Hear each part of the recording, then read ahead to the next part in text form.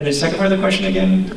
How can we leverage, like, for example, social network? That's a big Yes, thing. yeah. But there's a lot of, I mean, that's a big project. Yeah. And it would be even better if we could do that with San Diego and San Francisco. Yeah. So what we're doing is now that we've got these groups that are all beginning to work on this together, we're starting convenings of all the regional alliance leads.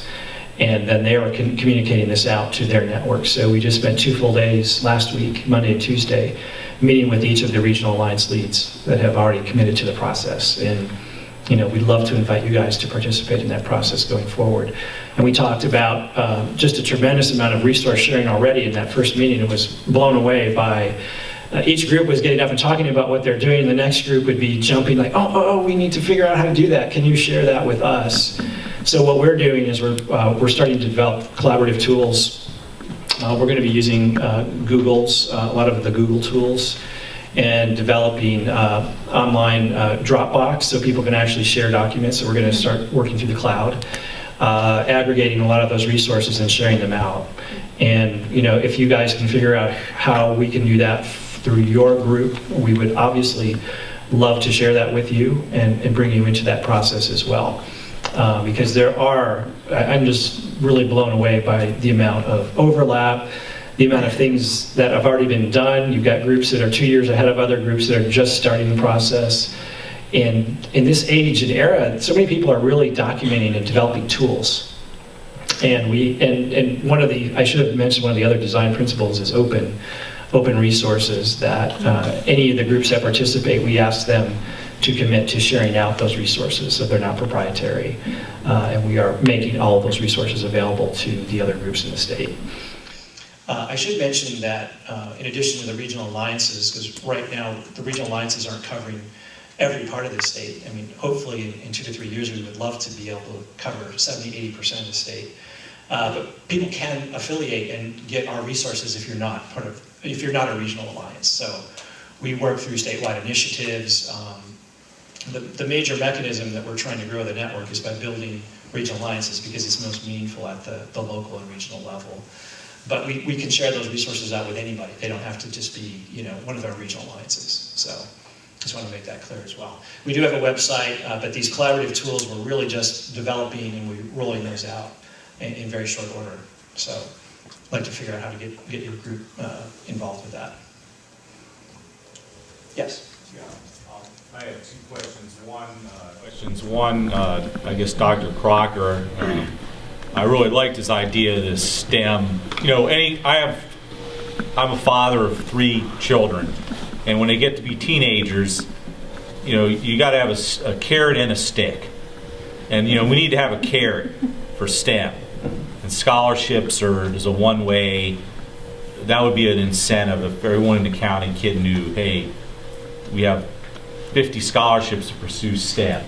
That would be good. And then, so I want to hear your comments on that. And then also, you're starting to allude to, we've put together a team of people here that care about STEM, obviously. And so, I guess the next step for us is maybe a collaborative, we call it California Central Coast STEM Collaborative. Right. So what do you mean? From what you see here today of the stakeholders, how do we, and should we, or what the next steps do we take to more effectively work together? Obviously, we're going to need some resources to get all this information together and to make sure we have sophisticated ways to partner together, and some of these will be leaders and others will be maybe be on a grant with each other, and it takes a lot of work to work in collaboration also. That's right. Yeah. Well, I think you have all the pieces here. What would be, from our perspective, if you have some champions or a lead organization or 2, and some of our regional alliances have co-lead organizations, so somebody that can help funnel and communicate, aggregate up and communicate out the information, it would be critical to help advance that effort. But like I said, committing to a design process that would actually sit down and develop this road plan for the Central California STEM education, collaborative, right, or whatever you guys want to call it. That would be an integral part of doing that. And we can help with a lot of the resources and helping to figure out how to go about doing that. The good news is there are lots of people that are doing the same thing right now, which is great. We're even thinking about teaming some of the different regions together as they go through the process to make it kind of a circle, if you will, almost like the one region would work with another region. We could either pair like regions or pair regions that have different strengths in terms of planning and visioning what they want to do, which is really kind of a neat concept and kind of a learning opportunity for both regions, if you will. So we could talk more about that as well. In terms of the scholarship question, that's a really interesting idea, and I've seen that work pretty well in some areas. Like in Kalamazoo, I think they had the Kalamazoo Promise, I think was one that worked really well. Business community came together and really incentivized students. I think in their case, it was more around high school completion and just going to college. But it sends a very, very strong signal, and there are some things that oftentimes have more bang for the buck because of the strong signaling aspects to students, and just to let them know that that is there, that this is meaningful, it's recognized, that it can be a very, very, very powerful way to go. But there's many, many ideas, so it depends on if you get enough people that want to do that and they're committed to doing that. I've seen it work very well in some areas. So it's very strong signaling, especially to parents as well, which is a big part of that.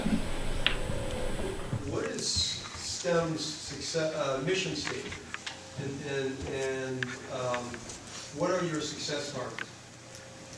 Well, our mission statement really is to envision contributing to a vibrant California economy based on knowing that California's economy is very dependent on the STEM workforce, but also to our citizenry in the state, because not everybody's going to work in a STEM job, but almost everybody is touched by STEM in their lives. We live in this world right now where you can't not understand STEM or be part of it. So we have a very, very broad vision in terms of trying to improve the teaching and learning and capacity around STEM education in grades K through 14 is our space, if you will.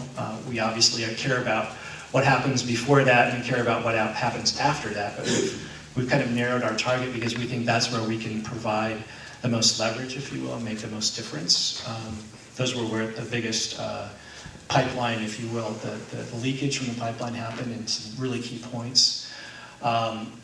In terms of our targets, we are measuring, and we're actually talking about this. We had a very spirited conversation for 2 days about metrics and what we should be measuring. There's a lot of common agreement, but not complete unanimity around measuring 8th grade math, because we know it's such a critical leverage point. A number of our regions have adopted that as one of their metrics. Numbers of students in 8th grade who are taking and passing Algebra 1, because we know that's such a critical gateway to any kind of advancement in the STEM areas. We have some other regional alliances that are measuring numbers of students who have actually completed A through G requirements. Again, that's a controversial metric. We don't have 100% agreement about that. Some areas don't believe that's the right thing to measure because of it has a whole issue around career technical education that some people don't agree with. But we have some people measuring that. I think the area that we agree upon as a common metric are the numbers of students who are interested and proficient in the disciplines that lead into STEM. And then the numbers of students that actually go on to enroll in some form of post-secondary education in a STEM major or discipline, and hopefully receive some sort of a degree. And we haven't defined whether that's a bachelor's degree or an associate degree. We realize that the economy here in California, there's a lot of need in many, many different areas. But we would hope that those students are going on to, at some point, go into and major in a STEM major and actually get a STEM degree. So those are the key metrics that we're measuring right now, that I've been asked to do, and I'm actually really pleased to be able to do this.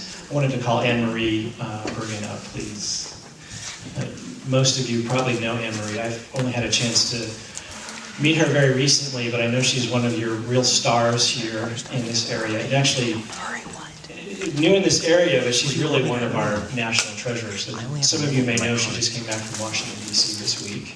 She met with President Obama, who bestowed upon her a major award. She won the Presidential Award for Excellence in Math and Science Teaching. So she got to meet the president.